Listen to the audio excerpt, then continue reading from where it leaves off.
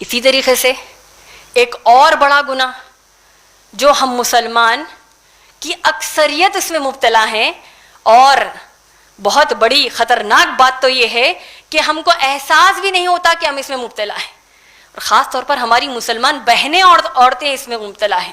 کون سا ہے گناہ؟ غیبت، چغلی اور تہمت۔ اللہ سبحانہ وتعالیٰ نے قرآن مجید میں سورہ حجرات سورہ نمبر 49 کی آیت نمبر 12 میں فرمایا، مسلمانوں کو کہا گیا، اللہ نے فرمایا کہ تم لوگ جاسوسی مت کرو، اور تم لوگ کسی پر شک و شبہات مت کرو، کیونکہ اکثر شک غلط ہوتے ہیں۔ اور تیسری بات اللہ نے بتائی کہ تم لوگ کسی کی پیٹھ پیچھے برائی مت کرو۔ کیا تم چاہو گے کہ تم اپنے مرے ہوئے بھائی کی میت کا گوشت کھاؤ؟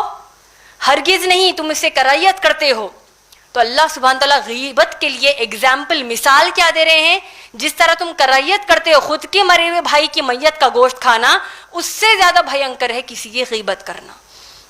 اللہ کے رسول محمد صلی اللہ علیہ وسلم کی حدیث مبارکہ میں محمد صلی اللہ علیہ وسلم نے فرمایا کہ جو شخص کسی دوسرے شخص کی غیبت کرتا ہے تو پھر جو شخص نے غیبت کی اس کی تمام نیکیوں کو اللہ جس کی وہ غیبت کرتا ہے اس کے نام اعمال میں ڈال دیں گے، اور اگر حساب برابر نہیں ہوا تو جس کی غیبت اس نے کی اس کے گناہ اس کے انسان کے اندر اس کے نام اعمال میں ڈال دیں گے۔ سوچئے کتنا بڑا گناہ ہو رہا ہے۔ جس کی غیبت کی اس کے اندر آپ کی پوری نیکیاں چلی گئیں، اور جس کی غیبت کی اگر حساب برابر نہیں ہوا تو اس کے تمام گناہ آپ کے نام اعمال میں آ جائیں گے۔ اللہ ہماری اس سے حفاظت کرے۔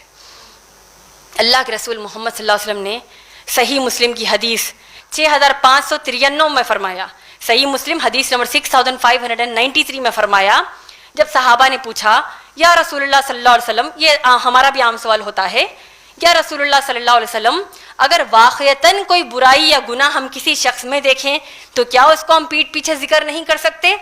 اللہ کے رسول محمد صلی اللہ علیہ وسلم نے کہا یہی تو غیبت ہے۔ غیبت کیا ہے؟ واقعی کسی کے اندر وہ برائی موجود ہے، وہ گناہ موجود ہے، تو آپ پیٹھ پیچھے اس کا ذکر کر رہے ہیں، یہی غیبت ہے۔ اگر یہ برائی اس کے اندر نہیں ہے تب بھی آپ پیٹھ پیچھے اگر بات کرتے ہیں تو وہ تہمت ہے۔ اور تہمت کیسا گناہ ہے میری بہنوں؟ تہمت جس کو عام طور پر اردو زبان میں ہم جھوٹا الزام کہتے ہیں، تہمت کا گناہ کتنا بڑا ہے، اس کا عذاب کتنا بڑا ہے آپ جانتے ہیں؟ اللہ کے رسول صلی اللہ علیہ وسلم نے جامع صحیح کی حدیث نمبر 6196 میں فرمایا، جامع صحیح 6196 میں فرمایا کہ قیامت کے دن ایک شخص ہوگا جس کی بہت زیادہ نیکیاں ہوں گی، اور اللہ اس کو کہیں گے کہ تمہاری نیکیاں ہیں، میں تم کو جنت میں ڈال دوں گا، لیکن ایک کام کرنا ہوگا، میرے فلاں بندے کے بارے میں تم نے ایک بات کہی تھی، اس کو ثابت کر دو، پھر جنت میں چلے جانا۔ اب یہ نیک شخص نے جو فلاں کسی مسلمان کے بارے میں بات کہی تھی وہ جھوٹا الزام تھی، تہمت تھی، تو تہمت کیسے ثابت کرتا؟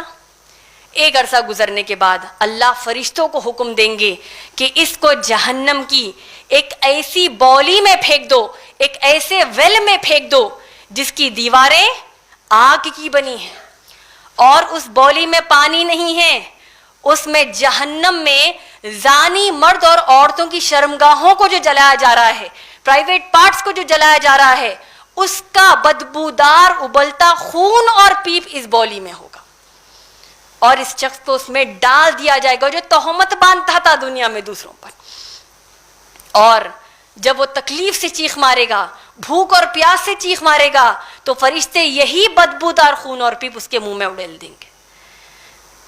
تو لہذا میری بہنوں، اس رمضان میں انشاءاللہ ہم یہ غیبت، چغلی اور تہمت ان سب سے انشاءاللہ بچیں گے۔